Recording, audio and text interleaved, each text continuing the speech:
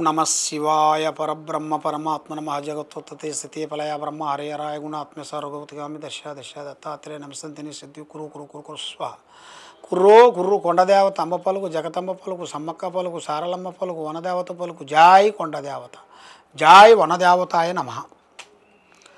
ప్రజలందరికీ నమస్కారము. శ్రీ క్రోధినామ సంవత్సరం అక్టోబర్ మాసం సింహరాశి ఫలితాలు. ఈ సింహరాశి వాళ్ళకి అదృష్టము, జీవితము, లలాటకము, యోగము, స్థానము, పూజ, యోగం. సింహరాశిలో ఉండవలసిన వాళ్ళకి అదృష్టంలో చూసుకుంటే చిన్న వయసు నుంచి చాలా వరకు కష్టపడుతూనే ఉంటారు. ఎంత కష్టపడ్డా కూడా ప్రతిఫలం అనేది పెద్దగా నిలబడుతుంది, వస్తుంటుంది పోతుంటుంది. ఏ కార్యక్రమం చేసినా చేతికాడికి వస్తుంటుంది, నోటికి అందుకోకుండా పోతుంటుంది.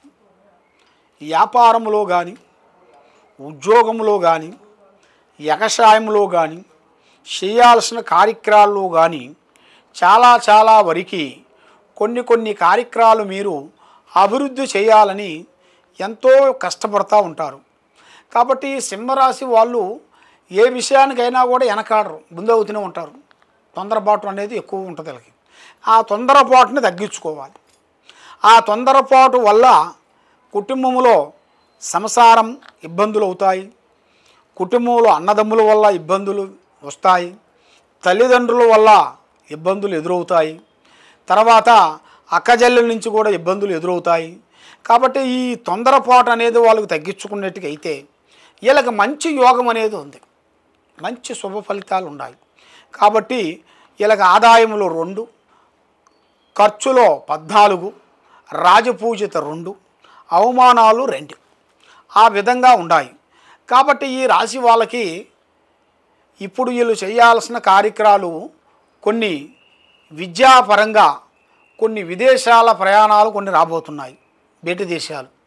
చదువు పరంగా, ఆ చదువు పరంగా వీళ్ళు వెళ్ళి అక్కడ పెద్ద కార్యక్రమాలు కొన్ని పూర్తి చేసుకుంటూ అక్కడ కొంచెం సైడ్గా కొన్ని ఉద్యోగాలు చేసుకుంటూ దాంతోపాటు మళ్ళీ అక్కడ పెద్ద ఉద్యోగాలని వీళ్ళు సాధించేసి అక్కడ మంచిగా అభివృద్ధిగా సాధించేసి అక్కడ సెటిల్మెంట్ అయిపోయి కుటుంబాన్ని అభివృద్ధిగా తేవలసిన పనులు కనబడుతున్నాయి. మరి పనులు కనబడుతున్నాయి కానీ మరి మీ మీద ఉండాల్సింది ఏ కార్యక్రమం చేసినా కూడా అనుకూలం లేని టైంలో ఉన్నారు మీరు. ఒక పని అనుకుంటే ఇంకోటి అవుతుంటుంది. కాబట్టి మీరు ఏ కార్యక్రమం అనుకున్నా కూడా అవి చేతికాడికి వస్తాయి, నోటి అందుకుండా పోతుంటాయి. కాబట్టి కుటుంబంలో కొంచెం ఆరోగ్య సమస్యలు కొన్ని రాబోతున్నాయి.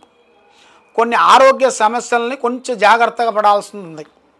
ఆ ఆరోగ్య సమస్యలు మీరు కొంచెం జాగ్రత్త పడుకోకుండా అశ్రద్ధగా మీరు పాటించినట్టుగైతే మీకు చాలా ప్రమాదాలు కొన్ని కనబడుతున్నాయి. దాంట్లో మీరు కొంచెం జాగ్రత్త తీసుకోండి. రెండోది, మరి మీరు చేయాల్సింది మరి ఉద్యోగమో, వ్యాపారమో, బిజినెస్ ఏదో ఒకటి చేస్తున్నారు. అది ఎంత చేసినా మీకు డెవలప్మెంట్ కావట్లేదు. అది కాకోకుండా మీకు ఇంకా వేరే రూపంలో నుంచి ఒకటి రాబోతుంది.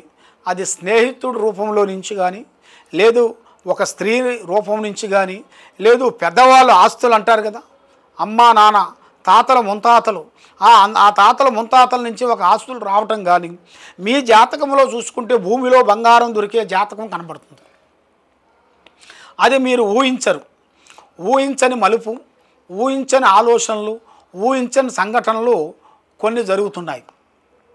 ఇది ఇలాగే ఉంటే చాలా వరకే ప్రమాదకరం అనేది కనబడుతుంది. ఆ ప్రమాదంలో నుంచి మీరు బయటపడాలి, మీరు మనశ్శాంతిగా ఉండాలంటే మీరు పూజించాల్సింది శ్రీ కనకదుర్గ అమ్మవారిని పూజించాలి. వనదుర్గ, కనకదుర్గ, వనదేవి, సమ్మక్క సారలమ్మ ఈ అమ్మవారిని మీరు పూజించాలి.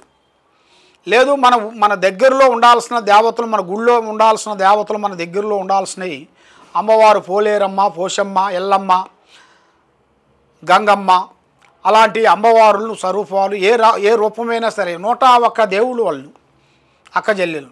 ఆ 101 దేవుళ్ళకి ఏ దేవుడైనా సరే మీరు పూజిస్తే మీకు అమ్మవారు మంచి జరుగుతుంది, మనశ్శాంతి కలుగుతుంది, లక్ష్మి నిలబడుతుంది, అనుకునే పనులు ముందుకు అవుతాయి. ఏ కార్యక్రమం చేసినా కూడా మీకు అభివృద్ధి పొందే మార్గం అనేది అతి దగ్గరలోనే కనబడుతుంది. ఏ పనులు చేయాలనుకుంటున్నారో ఆ పనులు మీరు కొద్దిగా జాగ్రత్తలు కొన్ని తీసుకోవాలి. మీరు ఆ జాగ్రత్తలు మీరు తీసుకోకుండా పోయినట్టుకైతే చాలా దెబ్బతినే మార్గాలు ఉన్నాయి. ఇప్పుడు నవరాత్రులు రాబోతున్నాయి. ఈ నవరాత్రులలో మీరు ఆ అమ్మవారిని మీరు 9 నవరాత్రులు 9 రోజులు మీరు పూజించండి. ఆ అమ్మవారు మీకు మంచి ఒక మార్గం అనేది మీకు చూపిస్తుంది.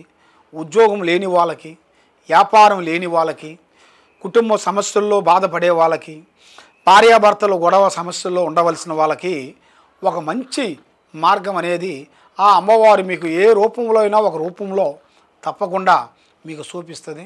కాబట్టి మీరు ఏ కార్యక్రమం అనుకున్నా కూడా కొన్ని జాగ్రత్తలు తీసుకొని మీరు చేస్తే తప్పకుండా మీకు జయప్రదం అవుతుంది.